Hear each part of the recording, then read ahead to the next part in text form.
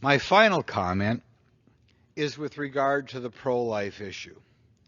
And when you consider the hundreds of thousands of people who would have been born every day in this country, but who have their lives cut short before they're born, you can see why this is another issue that our press corps should be talking about, our churches should be talking about.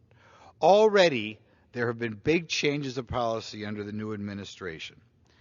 First of all, in the past, under the Mexico City policy, if money was going to an international organization, if that international organization was performing abortions, they could not have the money.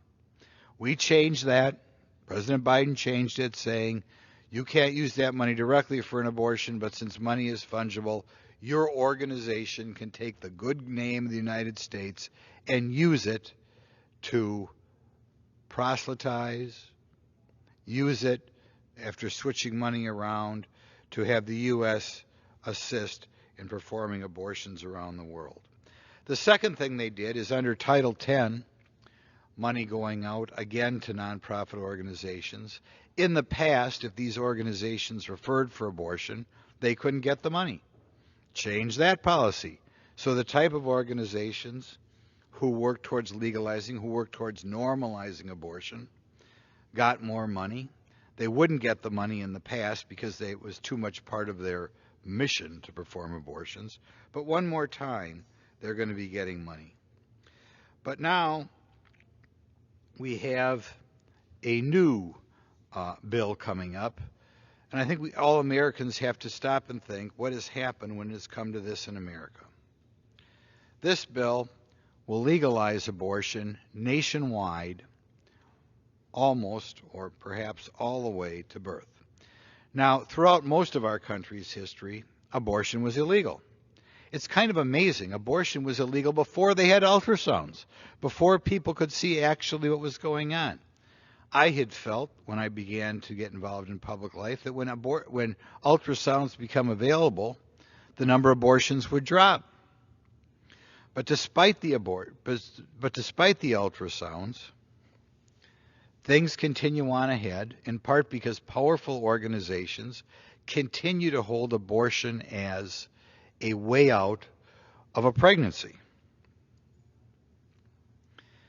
But it is truly shocking that I believe a majority of people in this chamber are going to vote to say that we have abortions right up to birth and get rid of even minor laws that are postponing the abortions otherwise. When I was in the state of Wisconsin, I passed a bill or authored a bill putting in a 24-hour waiting period for abortion.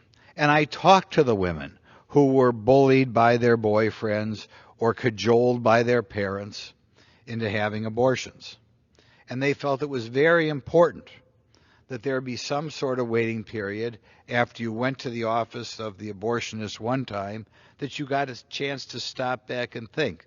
And I think there are a lot of other places in our society where doctors or other people put a waiting period out there knowing it's a very important decision and you're never going to be able to change your mind once you make that decision.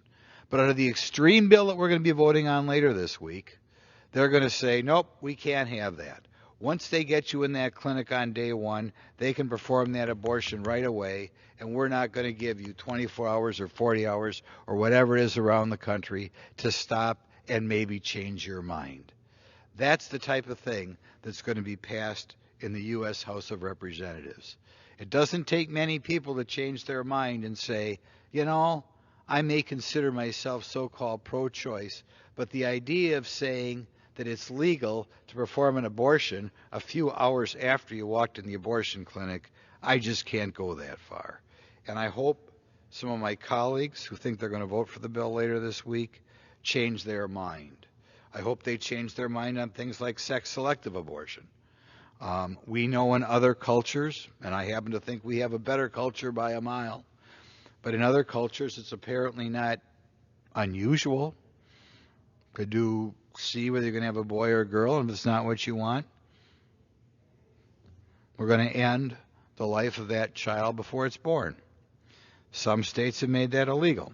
Well, some people in Congress apparently feel they know better. We're going to get rid of that law. And we're going to cut that life short just because maybe let's say it's a girl and we were hoping for a boy. I can see why certain members of the press wouldn't want to talk about this, and I can see why certain members of the administration wouldn't talk about this. I don't know what I would do, how I would explain such a radical bill. So in any event, I leave the public with those three things to think about. Think about over 200,000 people a month at the border.